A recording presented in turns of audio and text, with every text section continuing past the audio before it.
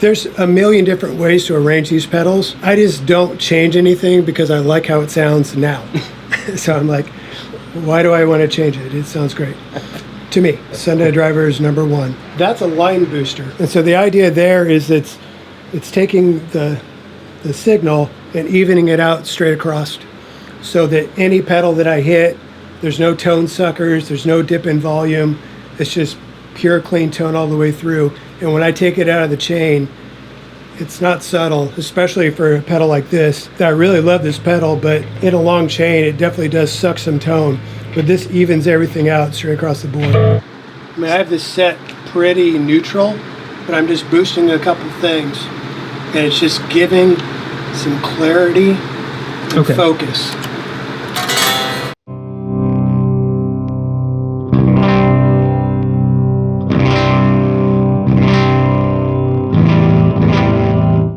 Articulate.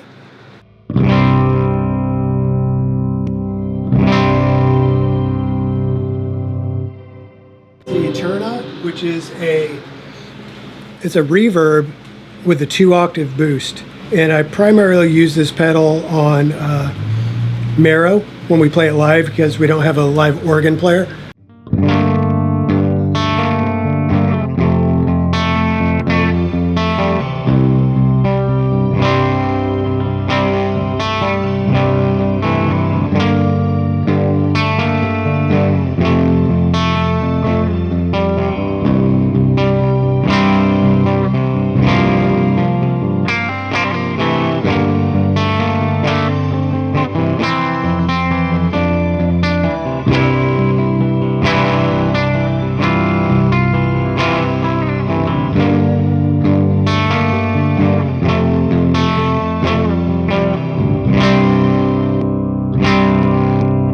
That's a Mr. Black pedal. Sweet. The Bad Horsie.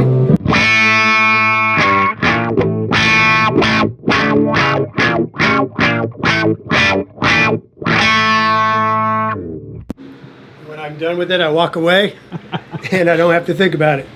I don't have to worry about is the switch still on. How many times in your set do you use that? Like once, maybe twice. It just depends on what song we're playing. But there's certain songs that it just has to be there. So if they happen to be in the set. Mm-hmm. So then this is Shepard's End. It's a flanger pedal, and it really has a lot of just great things about it. That's also a Mr. Black pedal, and I use it on All Raw Heart and Beauty and Falling Leaves. So on Beauty and Falling Leaves, it's all.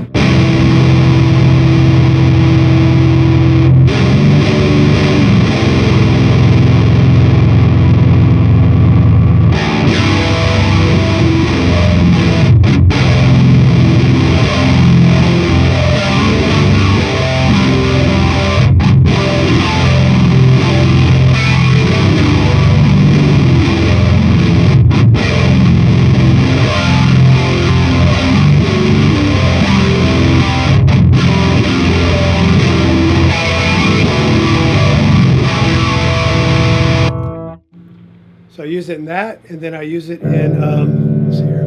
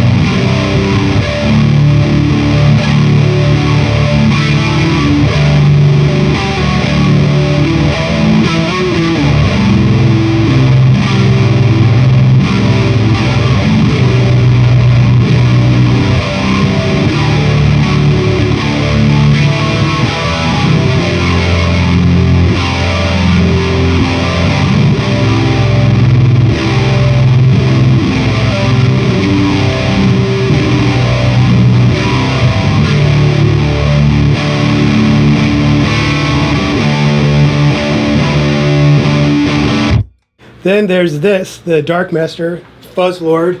This pedal is quick becoming one of my very favorite delay pedals, echo pedals that I've ever played through. And it just has so much tone to it within its delay signal.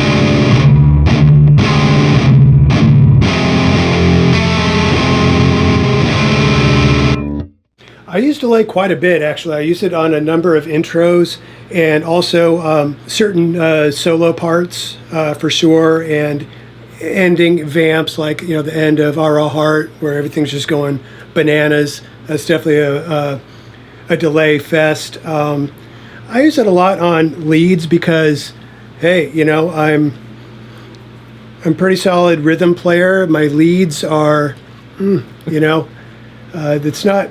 I do my best with what I got, but I just like I tend to play simpler passages, and I just like what delay does to it and the way it just carries things through.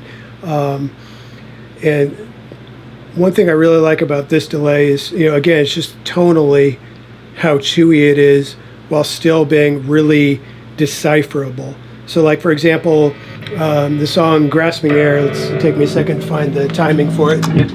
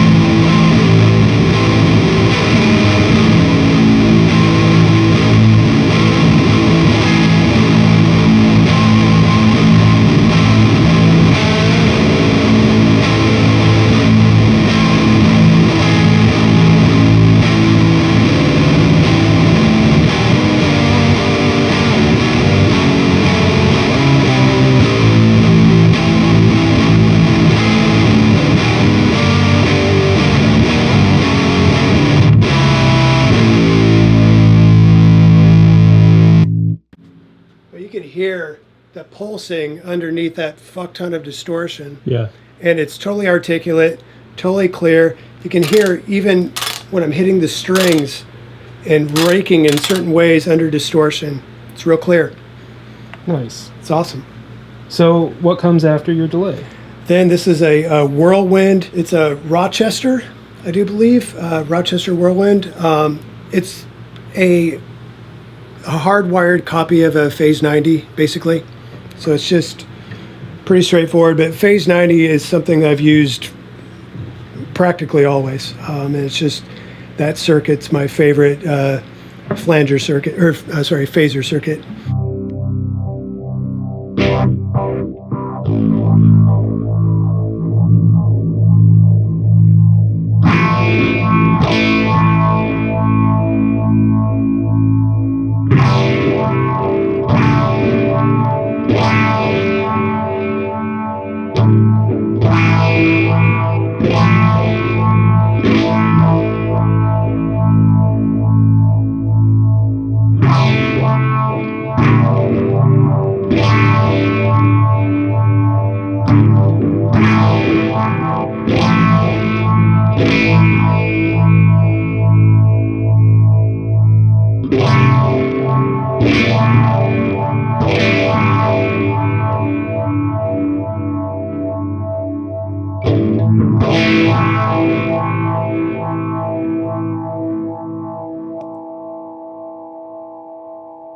I'm curious what makes you reach for the phaser over something like the flanger. I mean, in part, I think I've just constructed things with the phaser for so long. It's where my ear goes for constructing certain things. But the flanger, for the parts that I was telling you about, it does something for those parts that only that pedal, this particular pedal, could do. If that crapped out, I would go get another Shepard's end. So that's just how that is. But I've been using the phaser pedal in YOB's music for, I don't know, over 20 years. So it's just the sound. Okay, cool. I was just curious because, I mean, the you have the Shepard's end. They're definitely different, but they are kind of similar-ish. Yeah, so that's why I was curious. So it'd be like if I did something like.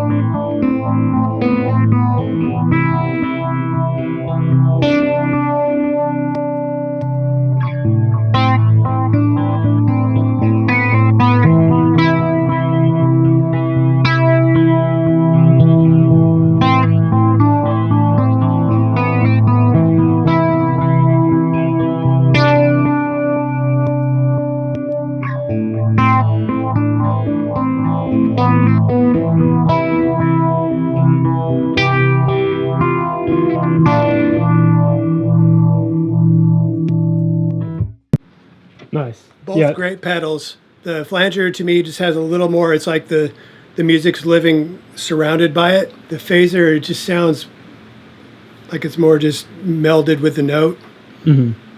Both great sounds. Yeah. So after the phaser, then is a compressor. I know you were talking. You said that you liked it better on than off. Yeah, it's just part of it's for sustain. But part of it, too, is just like an A standard. It kind of glues things together a little bit better with it on. So.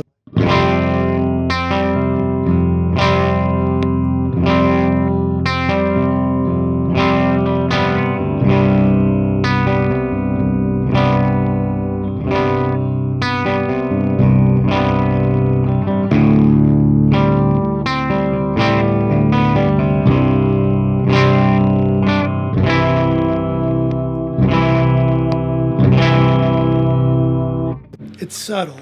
Yeah. But it's, for me anyway, for my ear, it's there. So it's just something that I pretty much always leave on. And then after that's the Quantum Mystic, which is based off of Ross, and that's a Black Arts Toneworks. It's based off of Ross distortion, but with a active EQ. It's funny, it has a push like a fuzz, but it's really articulate and clear. And a little bit of a beast. The EQ, I actually run it, I tend to run it more off than on in a way. But the more you dial it to the right, the more you drive that gain stage, so you can get it pretty gnarly sounding if you want it. And it's got a fuck ton of boost.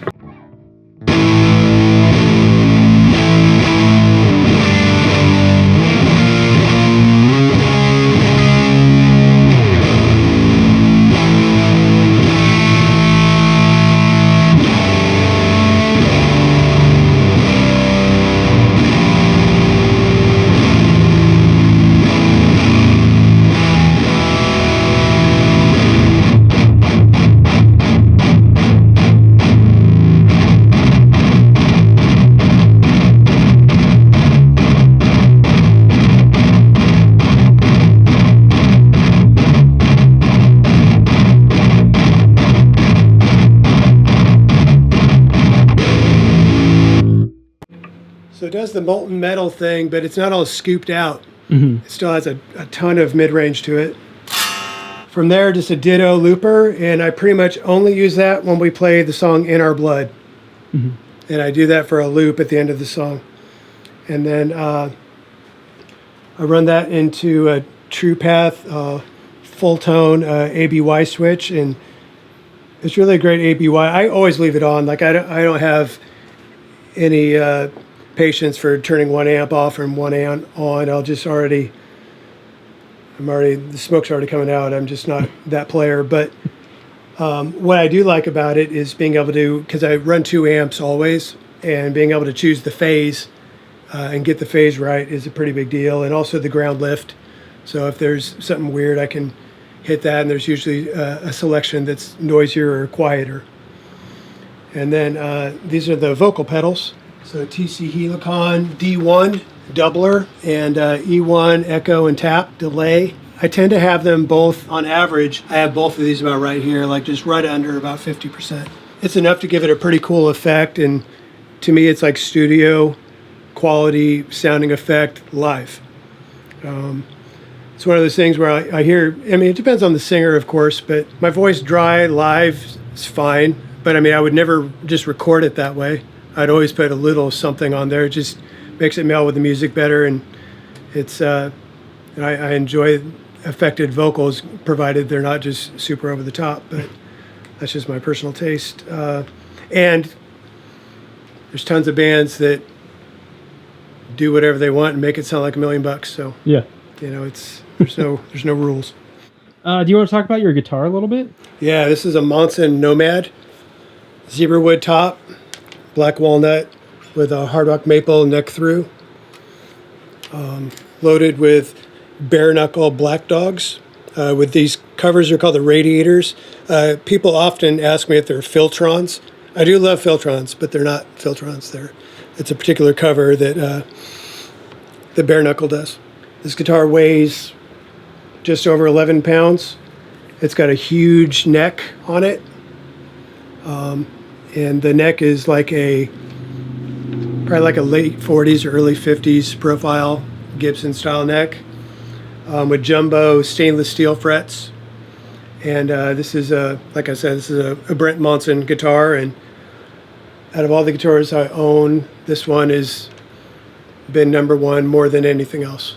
I use D Dario EXL 157s, which is 14 to 68, an A standard, particularly because I'm doing a lot of, finger picking and chord melody. It's that balance of having that lower tuning, but also having some clarity to it. And so this is 25-inch scale, and with these strings, it still has enough give that it does the bloom thing when you hit chords, but it's also tight enough that I can do the chord melody and have things stay relatively clear and punchy. This, I've been playing through this, obviously, the FTW45, JTM 45 style circuit with a tube rectifier. I mean, we're playing it right around 100. It was wavering between like 103 or 4 to 108 or 109. There's where the volume is, people. Right there. So this 45 watt amp pushes some air, and it's going through this Mammoth cabinet, and it's loaded with Eminence Man Wars, so it's 120 watts speaker, 480 for the cab. And once again, trying to get the articulation and clarity under high distortion and big volume. I just find that these speakers, I've tried different speakers, and there's other cabs that I like and other speakers that I like, but I continually return back to this because it just has that perfect mix of brutal and beautiful.